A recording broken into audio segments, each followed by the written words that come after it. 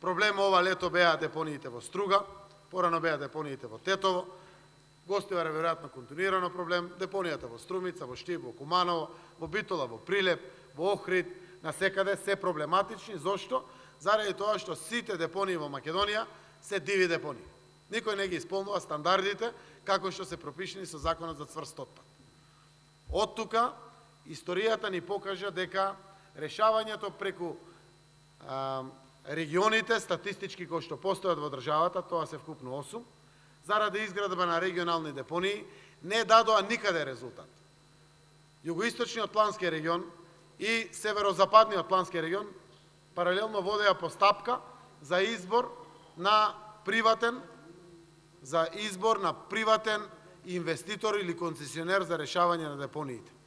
Во самата постапка, советите на секоја од општините во еден регион носат неколку пати одлука.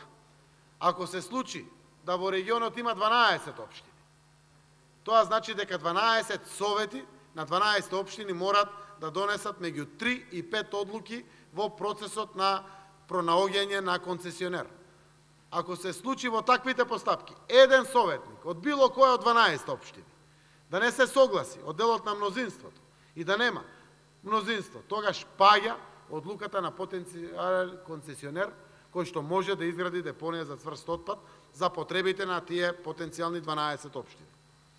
Заради тоа, со ЗЕЛС во присуство на градоначалниците, и јас, и министерот за екологија, и министерот за локална самоуправа, отворивме иницијатива, за која што добивме согласност од нив, како градоначалници, да отпочнеме постапка за промена на неколку закони.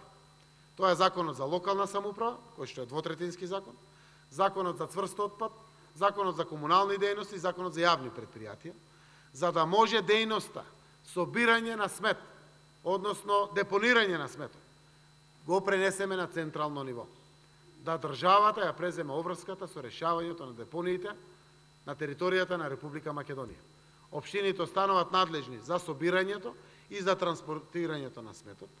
Веруваме дека при една ваква взаемна согласност, за која што досега не сме добиле ниту негативен коментар, ниту од еден градоначалник, заради тоа што сите сакат да се реши ова прашање, имаме можност да како држава здружена лесно наоѓаме партнери, концесионери, инвеститори, јавно-приватни партнерства или слични, за да ги решиме сите депонии во Република Македонија, а при тоа технологиите кои што досега се нудат, заради тоа што потенцијалните инвеститори остваруваат приход од секундарна употреба на дел од отпадот, железо, хартија, стакло и пластика или слично, произведуваат од органскиот отпад метан, природен газ, и сето тоа ги покрива нивните трошоци на работење и враќање на инвестицијата, ќе се обидеме да без дополнително платат граѓаните за депонирање на тој смет, односно без дополнително да ги оптовариме граѓаните за депонирањето на сметот,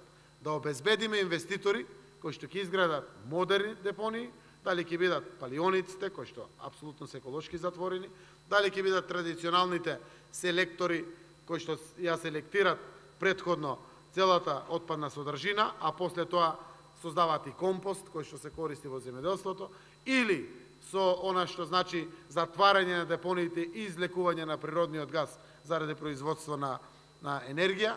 За нас е важно да кога комуналното предпријатие во Гостивар, во Струмица, во Скопје, во Струга, во Штип или било каде, го депонира сметот во депонијата, да не плати за тоа.